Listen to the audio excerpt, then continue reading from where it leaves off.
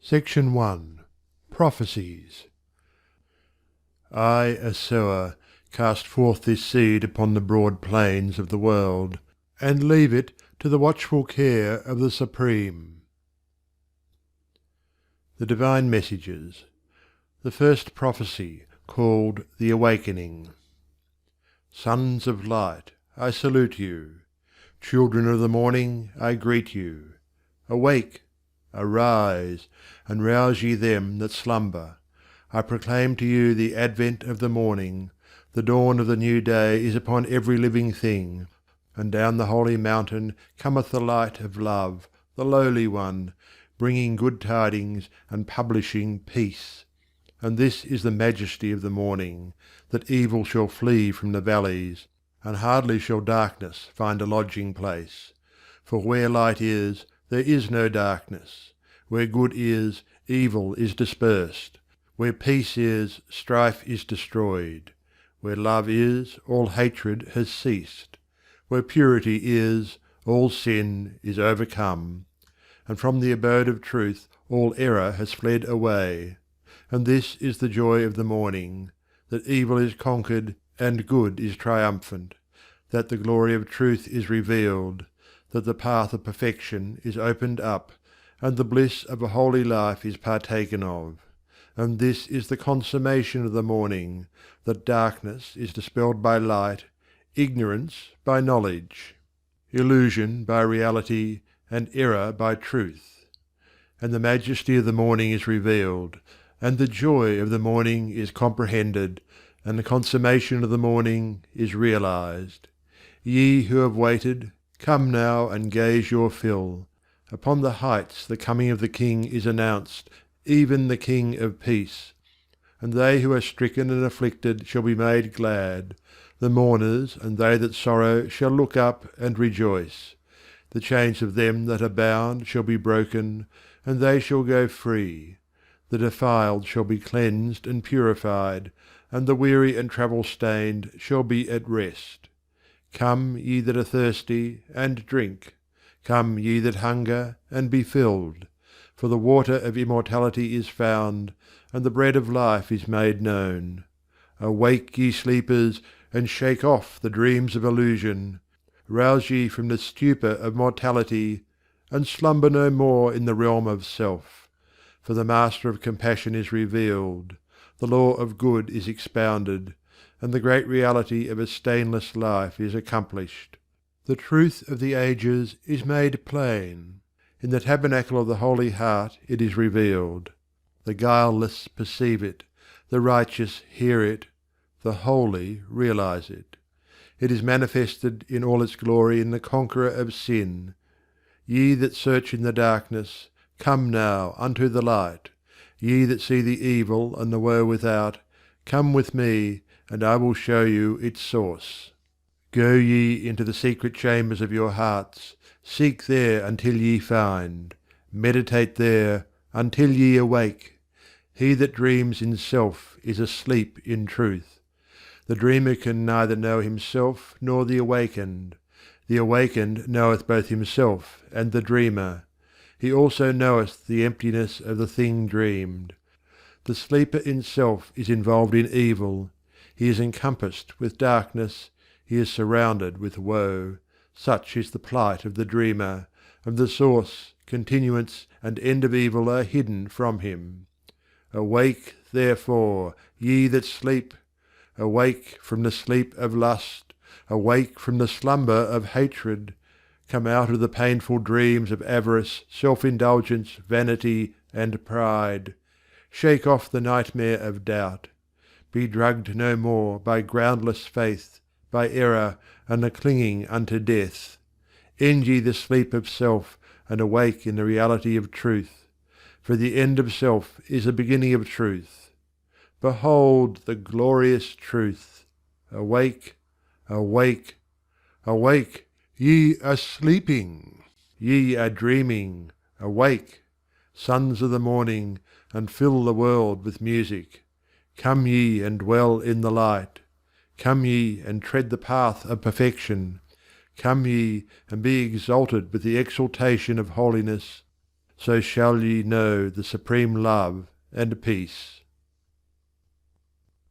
The second prophecy, called the Messiah.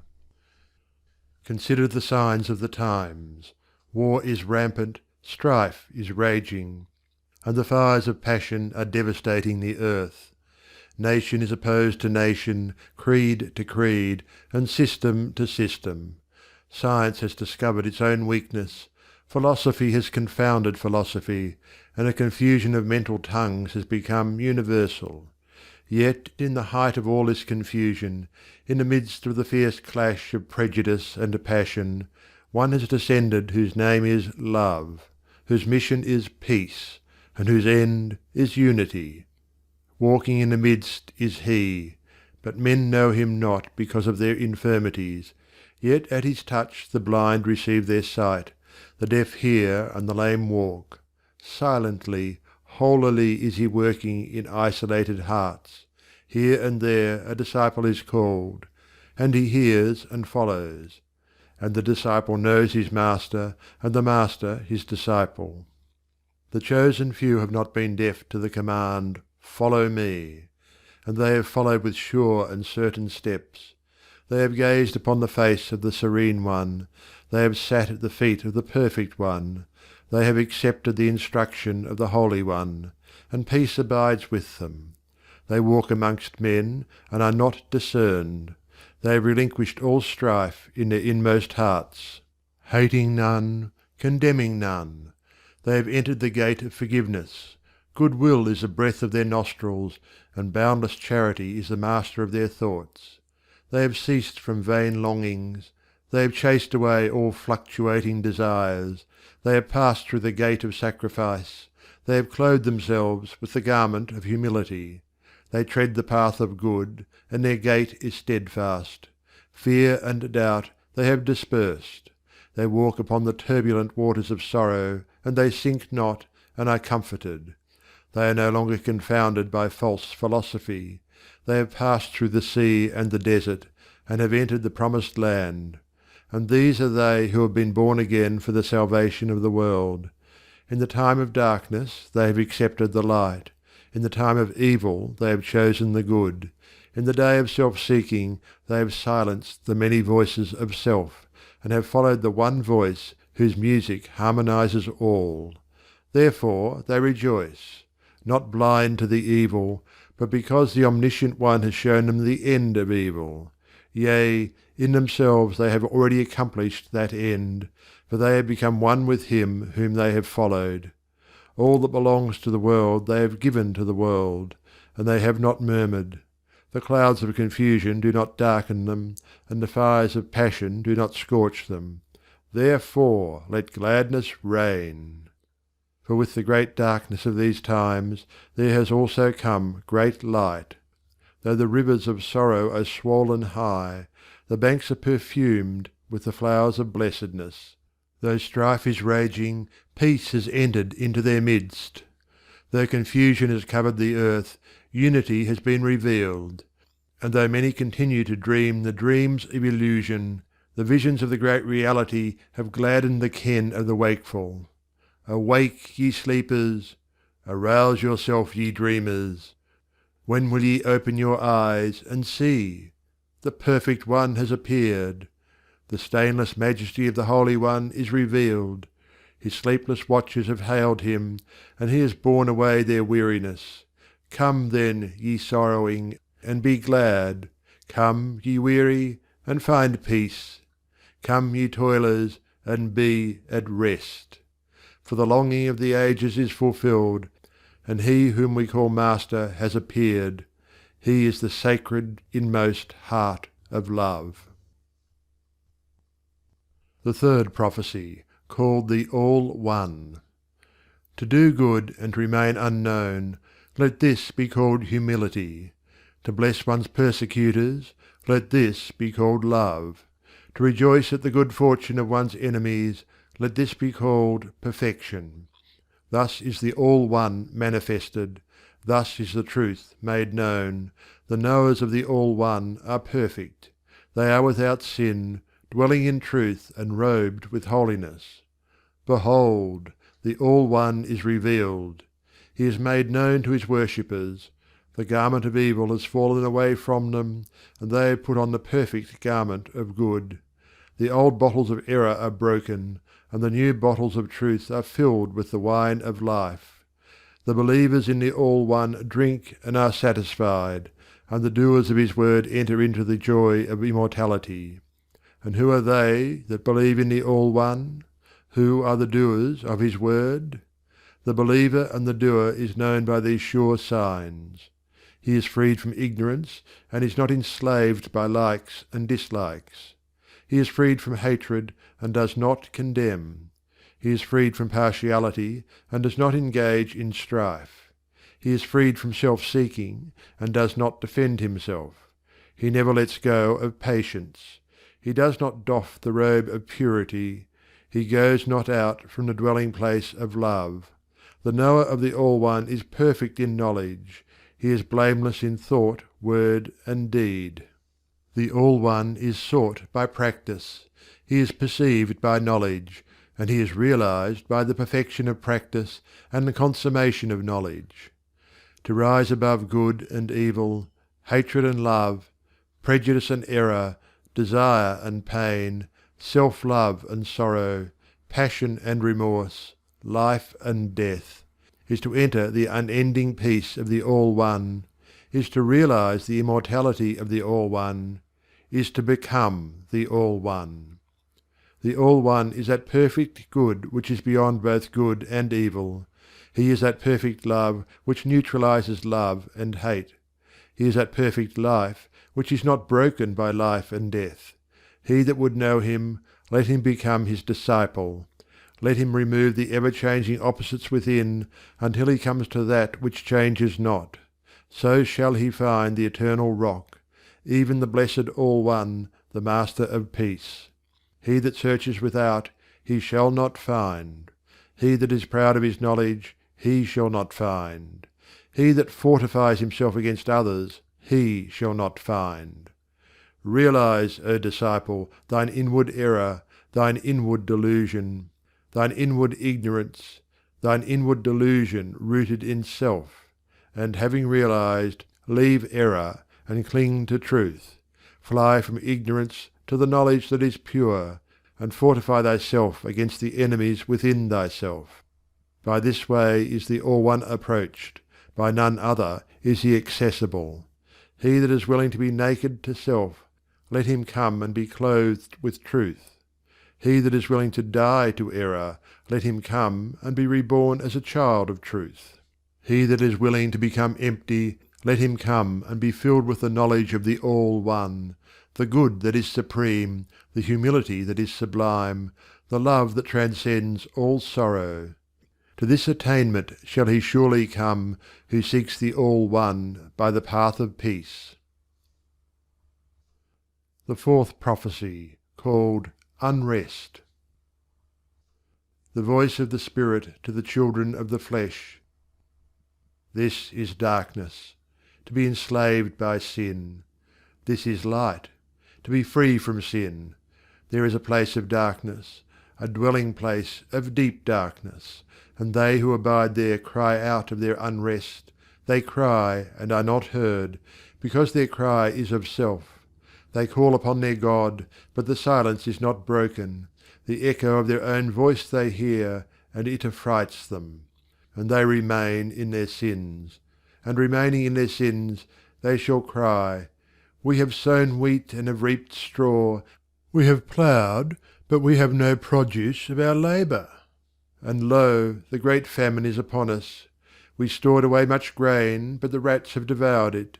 We put away much fruit, but it has decayed, and the long winter is before us. We bartered and acquired much gold, yet we perish, for some the thief has stolen, and the rest is mouldy. What shall we purchase, having no bread? There is no bread, and no seller of bread. We die, and there is none to save us. And again, in their deep bitterness, they shall say, We have toiled mightily, but we have no reward. That which we built is destroyed, that which we made secure is undermined, and all our wonderful works are crumbling away. We ate and slept, But now we are afflicted. We made sacrifices, yet now we are deserted. We built ourselves pleasant mansions, and there is no rest in them. Our sorrows are as the deep seas, our miseries are as the great mountains, our woes are many, and our pains are great. There is no cure for our diseases, there is no relief for our sorrows. We are weary, and there is no rest. So shall they cry, and they shall not be heard. So shall they suffer, and shall not be relieved. And they shall seek for rest, and shall not find it. For in the place of darkness, in the dwelling place of deep darkness, there is no remedy, there is no redress, there is no salvation. Where self is Lord and King, there is no peace. Ye who are in the way of impurity, ye who are the subjects of self, listen, though ye understand not. Hear, for the day cometh when the precepts of the prophet are remembered, and his words are burned into the heart with brands of fire, where there shall come upon you the night which is more than darkness, the hunger which is more than famine, and the deprivation which is more than death. When love shall be crucified, and hatred be set free, when peace shall be banished, and strife be glorified, when righteousness shall be mocked, and confusion shall flourish, and the voice of the prophet is no longer heard. When that time comes, and ye cry, and are not heard, suffer, and are not relieved, sorrow, and are not comforted, remember this: he that rouseth himself early seeth the sun rise. He that watcheth diligently, and taketh a light, findeth his way out of the darkness. And he that striveth with an uncomplaining heart is crowned with the crown of peace. The fifth prophecy, called Transition. The voice of the Spirit to the children of sorrow. Arise ye, awake, open your eyes and see. Why will ye sleep the sleep that is painful? Come out of the night of unrest, out of the dark nightmare of sin and affliction. For there is a way out of the place of darkness, and out of the dwelling place of deep darkness a pathway that is sure. There shall be light and safety, there shall be rest and healing, there shall be joy and satisfaction.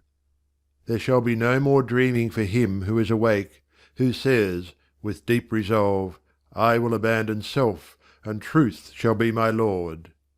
And thus resolving, there shall appear upon his right hand a gateway that is dark, and upon his left hand a portal pleasant to behold. And he shall stoop and enter the gateway that is dark, and there shall come behind him mockeries and revilings, and laughter that stingeth. And entering he shall take up 2 swords. The first is called the sword of searching, and the second is called the sword of dividing. And with the sword of searching he shall destroy the enemies of wisdom, and with the sword of dividing he shall sever good from evil. He shall encounter all the enemies of light, them that cast the great shadow he shall disperse, and the strong keepers of the keys of hell he shall put to rout. He shall pass through the fire called suffering, and it shall not devour him. He shall cross the dark ocean called sorrow, and it shall not swallow him up. And when he cometh to the great desert called desertion, he shall not turn back. And he shall come out of all his darkness, he shall find the shadowless light. Upon the outermost edge of the great darkness he shall hear a voice, the voice of the Holy One. Then shall he know that the King of truth is near, and that there cometh the anointed Prince of Peace. And he shall follow the voice, because it is gentle and true, and it shall lead him to the eternal abode of light, where every veil shall be lifted, and every mystery solved. And he shall perceive the majesty of the Master of truth. He shall behold the beauty of the law of righteousness. He shall gaze upon the glory of the great reality. He shall hear the song of the redeemed, even this, the sweet song of salvation. Sin is destroyed. How perfect is the law! Sorrow is slain. How mighty is love! The clouds of affliction are dispersed. How glorious is the light! Error is fallen. How immaculate is the truth! Awake, ye sleepers, rejoice in the truth. Look up, ye fallen, and rejoice in the light. Let the thirsty come and drink, let the hungry come and eat, let the dying come and live.